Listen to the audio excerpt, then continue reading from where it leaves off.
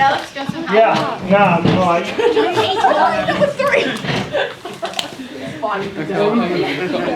Can someone help? Sorry. You're winning, Alex.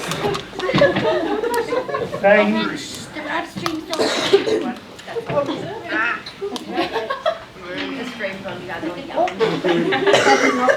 Okay guys, welcome to our asset tonight on how to bear new fruit and moving on from previous assets. Our early experiences in life have a major influence on how we see ourselves, others and the world, and how we cope and function in our daily lives. These are what create our roots. As discussed last week, we all have roots which can be negative or positive that have influenced us and made us who we are today, but that's not all who we are meant to be or who we can be. Now, I don't know about you guys, but who's found it fascinating over the last couple of weeks realising what's influenced you and who's influenced you and just give you, yeah, cool. So, we want you to have those people, those places, those things at the forefront of your mind tonight as we dive deeper into how they do influence us, the link between who we are now and who we used to be. So we're going to spend some time looking at the ways we can bear different fruit, what that looks like, the process of doing so, and what the benefits are. Now, the idea of bearing new fruit might seem strange. As you can see, this is a very healthy tree with healthy fruit. You can imagine an unhealthy tree would obviously bear unhealthy fruit. So that's when we're looking at nature, you're looking at flowers, plants, those kinds of things. But when we're looking at ourselves, we're looking at actions and words, characteristics, and our thought patterns. That's what fruit is when it comes to people. So we're going to dissect parts of our lives tonight, people in our lives, to find out what holds nutritional value and what doesn't. Now, who knows what grafted means? Yeah, Josh, what's grafted? I was just putting my hand up. No, I do know, but I was not ready for this. So grafted means like attaching new parts, usually through either surgery or a very careful process. Yeah, exactly. So the Cambridge English Dictionary tells us that to graft means to take and put in place, or to join and add something new. Now, this is a process that happens to us throughout our entire lives, from when we're small little children all the way to the very end. Now, I want you to think about it like this. Here I have two flowers. To get different coloured flowers throughout time, there had to be a grafting process in the middle there. Take, for instance, this white flower here and the red flower. Now, think of these as the parent flowers. When these two flowers were seedlings, if we graft them together, we get a whole new flower. Now, what colour do you think the flower is going to be? Is it going to be more like the red flower? Blue. Or more like the white flower? Pink. Yellow. Pink. Green. That's what I said. Wonderful. So our baby flower here is going to be pink. So it is a mix of both the parent flowers, which is kind of like us in a way. It's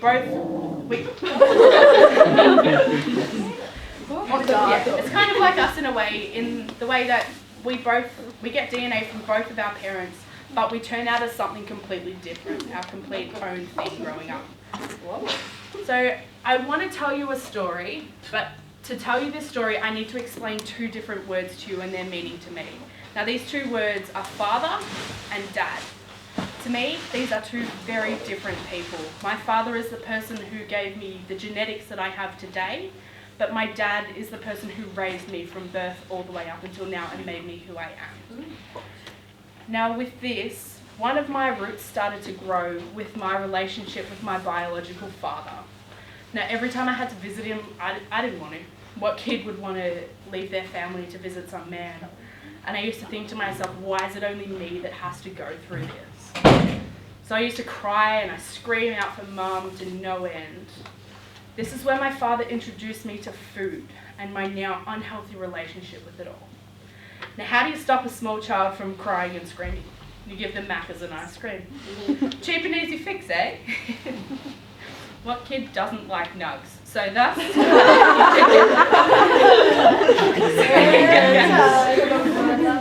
started my fortnightly routine of binging unhealthy foods to keep me happy. What this did was actually start to grow my roots, which I associate my attachment to food with.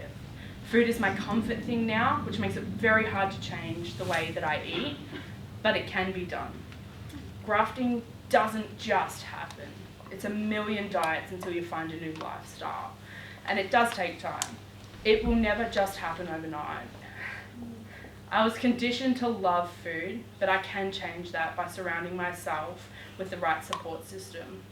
I've been trying for quite a few years now, but a plant can't grow in crappy soil. You can keep planting and it will keep dying until you can find the right mix of nutrients to get it to flourish. So allow yourself just to think about what Cassie said. Do you have people like that around, that situations you might be in that you wish you weren't, or similar things, maybe not the exact same story as Cassie, but can you see an unhealthy link between something that may have happened in the past and who you are now? Let me take you on a quick journey of what school was like for me. And I don't mean like the bullying and the peer pressure and things that I experienced like that, but more so what molded me in a particular way. School. So I spent prep to year 10 at one particular school. And don't get me wrong when I'm telling this story and sharing about this school. There's no criticism to this school, it's just a reflection of my time there. My decision to leave there and venture out came with a shock that the world's actually a different place to what I'd learned for 11 years. For 11 years, I was in a very sheltered environment. Every aspect of the school was influenced by a particular faith or religion, whichever way you guys want to view it. The classes, the teachers, the students, they were all brought up with the same thinking and beliefs. My home life was quite similar, and my outside of school life was structured quite the same as well. My time to leave that school came, and with that, the shock that this huge other world existed out there. I mean, laugh at me all you want, but I was this 15-year-old girl that hadn't been around swearing or drinking or drugs or sex. But I also hadn't been around disrespect or dishonesty or disloyalty. I was actually oblivious that these kinds of behaviours existed, and especially in people so young. I was quite rattled for year 10 and 11. I actually was quite scared of the world because it was no longer the way, this little bubble that I had been in for so long, it was no longer that. So I was grafted in a particular way without realising it. I was influenced so strongly by my school that until I stepped out from what had been my main foundation and root system, and I chose to have other things grafted into my world, who I was at that time was all I was ever going to be. Now, I didn't say at the school that I moved to, I actually changed again in year 11. But each place, each school that I've been to has added to who I am now. A small part of these places and its people have grafted their way into my life. So my morals and my strong stance in things comes from my first 11 years of schooling. The changes in school has taught me not to fear change. It's a part of life. It can be scary, of course, but good things can come of it. My year 10 school has made me appreciate true friends. And my final school taught me empathy and kindness, and not to judge people because you'll never walk a day in their shoes. Now, our roots do not have to be permanent. Some of them will die off and others will grow, and some will shrivel away to something insignificant, but you can still trace them back and learn from them. You can look back to your roots for as long as you want, but they can't help lead you to your future. Just because your roots say one thing does not mean the leaves need to do what they say. Your future is yours to decide, your moment to graft and become a whole new person. Now, to be able to graft and regrow, you need to remove a limb or a chunk from a plant and stick it with the original plant. These will fuse together over time and become a whole new plant. Take, for instance, a lemon and lime tree, or this tree. There's two different fruits that don't normally ever grow together that have been grafted. So say a lemon and a lime tree has been grafted to the main stem of a lemon tree. And over time, these grow together, and this happens with our lives as well. We actually become so accustomed to our regular surroundings. I don't know if you stop to think about it, but you are a product of your surroundings. The people that are around you, the activities that you're a part of. I mean, sure, there's some great people and great things out there that probably influence you really well. But I'm sure you can think of some things you wish hadn't entered your life as well. So our next part is to challenge you. Where to now? Who do you want to be and where do you want to go? Does this asset give you the permission you're waiting for to make changes? What are you going to do now that you've realised where you've come from and what's grafted you a particular way?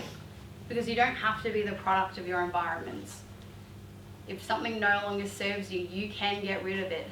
You have the choice to reinvent yourself, change your path, and graft your life differently.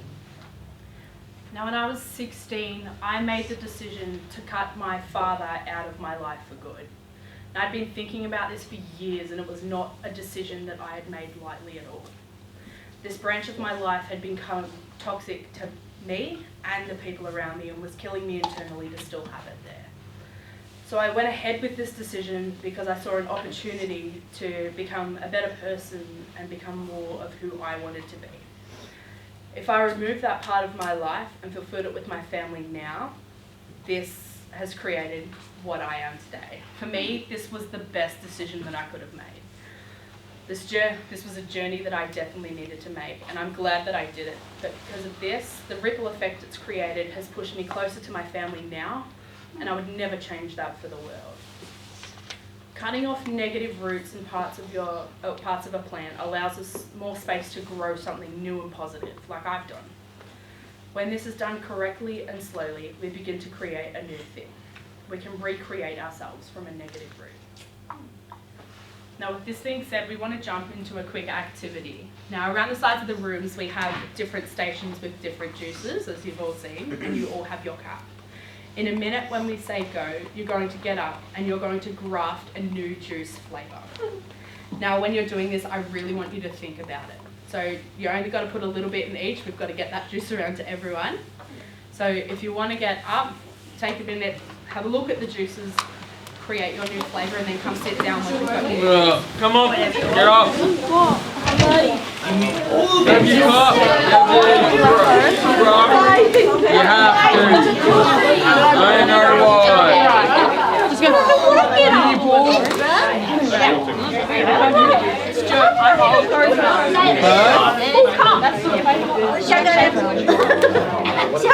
How do you shotgun apple?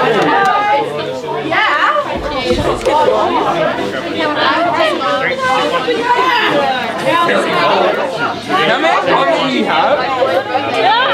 Get up! Get up, man. Fascinating flavours so far. What? Wow.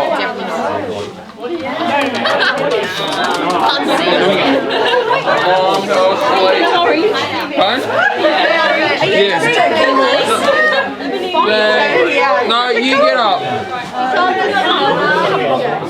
My mom fell asleep. What else we got over here?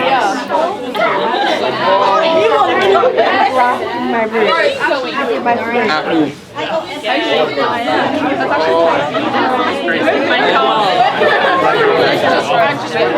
It's already a juice flavour. It's my favourite. You're not that creative.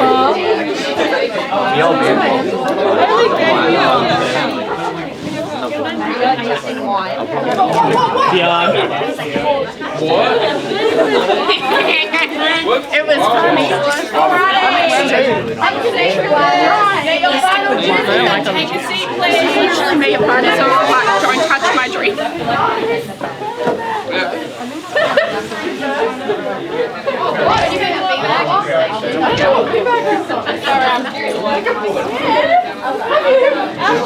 Oh, far out.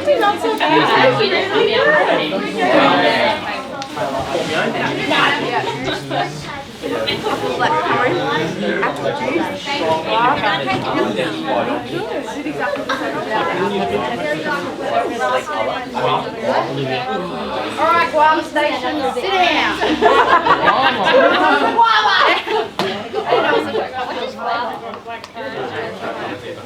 Beep, beep. I don't want to taste it. here. Hey, That is well. fine. Just wanted one of the juices. So how many of you actually did just do one juice? Be honest.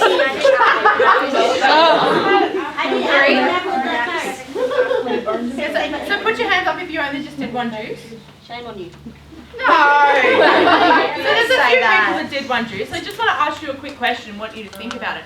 Now, why did you only pick one? Are you happy with not changing anything? I only like one flavour. Yes, but you're not like children. Why didn't you guys pick anything else? Not a fan of juice. You're not a fan of juice? Oh, hater. Grace only likes one of them. Oh. She's very selective with her juices. Some people say friends with their body. They haven't changed it. Some people say friends with their bodies. I am friends with my body. I give it everything at once. Nuts and ice cream. How many people mixed like multiple in and it didn't taste very good? I just I don't even judge. Oh, it tasted alright. I think that you went from each station and drank in between each station. I think I you just drank topped the it up a bad little bit flavours more out and then every drank it time. and topped it a bit more. Yeah. That doesn't count. Did everyone like what they mixed? Yeah. I mean, it's really sweet. So was it different? Did it taste the way you thought it would mixing all of those together?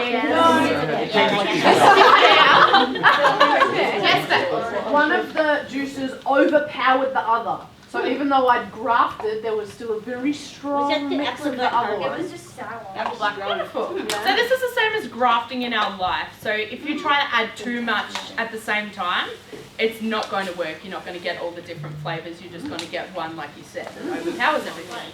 So grafting is a long process and it can take months, weeks and years even to get it right. So negative aspects of our life, or maybe the stronger flavours in our life, they actually teach us valuable lessons. There's still good and powerful lessons amongst all the darker parts of our lives. There's a picture that I would like you all to look at that maybe explains the process a little bit better. Can everyone see it? Yeah. How good's Cassie's drawing? Yes. I can't clap. Yeah, everyone clap.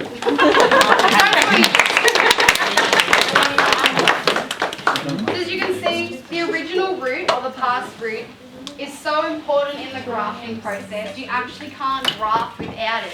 So it doesn't matter if your root is good or bad, or it's something you're ashamed of, because you still need it to graft where you're going now. And as you can see, as they graft together, you can see black and red mix up here together.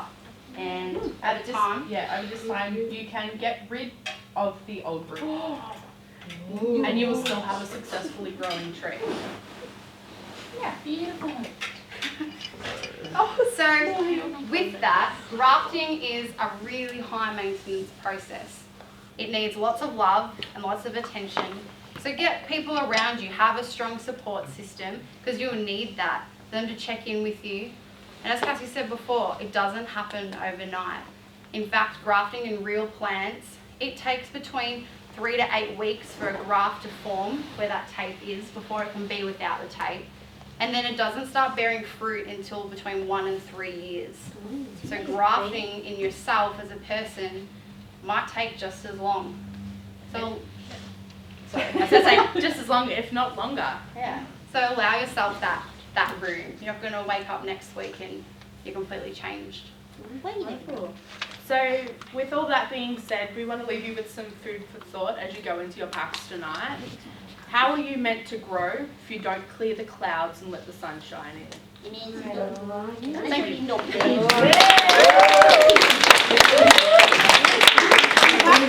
It's back. In the packs.